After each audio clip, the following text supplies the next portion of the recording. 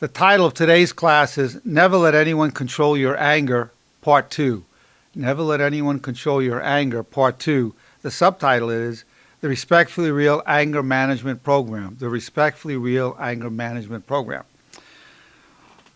In Part 1, just to give a little recap, we went into 10 typical causes of anger, where people surrender control of their anger, whether it's road rage or being criticized, disrespected, someone not listening to us, different viewpoints, hurt feelings, jealousy, being misunderstood, injustices and feeling left out are amongst some of the typical reasons people surrender their control of their anger to other people. And then we talked also about how anger is often a cover for vulnerability. Wherever you see vulnerability,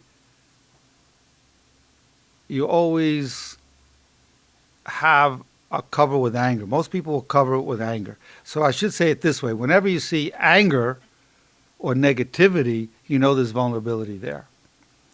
That's key. Whenever you see anger or negativity, you know there's vulnerability. The vulnerability could be feeling hurt, neglected, abandoned, insecure, inferior, jealous, but there's vulnerability there. So, and then we talked about 3 types of respectfully real programs: the I refuse program, the I choose program, and the I do program. And each one has 9 steps to it. And they're all respectfully real programs. And we also discussed that in order to have respectfully real communication, of building a bridge or a connection as opposed to a wall or a barrier, you must first have respectfully real thoughts. And so when going over these power thoughts, the thoughts that you repeat all day long, so that helps keep negative thinking from arising. When it does arise, it gives you a way to balance it or even overcome it. And we went before over I refuse to let you control my anger. I absolutely refuse to destroy my health. I refuse to victimize myself with anger. And we're getting to number 4, I refuse to even enter the den of anger. So we're going to use that power thought. I refuse to even enter the den of anger. I refuse to even enter the den of anger. So I'm going to be pressing my hands together, really internalizing, focusing. I refuse to even enter the den of anger. I refuse to even enter the cave of anger. I refuse to even enter the cave of anger. Now just say to yourself, now, the reason we're going to even enter the den of anger or the cave of anger is if you go 1 second into anger, you've got 1 foot in the cave. You put another couple of seconds, 2 feet, you're all in. And it's very hard to stop the anger, hard to stop the angry thoughts. So you have to really either prevent it from coming up, or as soon as you go in, stop.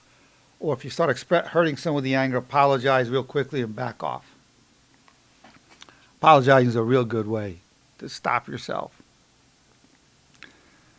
I refuse to even enter the den of anger. Now, I want to get your reactions to the idea that if you go more than a few seconds, it's very hard to stop the anger. You've got to stop yourself right at the beginning. What is your reaction to that, Daniel? Well, it's not that easy, but you have to learn how to control yourself and stop from going inside the cave. But now let me tell you something. Let me tell you something about the cave that you didn't know. You're going into the cave because it's home. You like it. So who could like that? Who wants to be in a cave of darkness? You like that cave. You've lived in it. I'll give you a metaphor for it. I used to be a research assistant at Barnard College, which was when I was a graduate student at Columbia University. And we had this little cage of rabbits. And there was a lot of rabbits packed in there with feces and smells and jam. And one time, by mistake, there was on the floor and the door opened. And they slowly, one after the other, went out. I never forget this. Within about 30 seconds to a minute, all those rabbits went back in. They all went back in that cage, smelly, crowded cage. And I knew that was a metaphor for life. I never forgot it. That was 50 years ago. that that happened.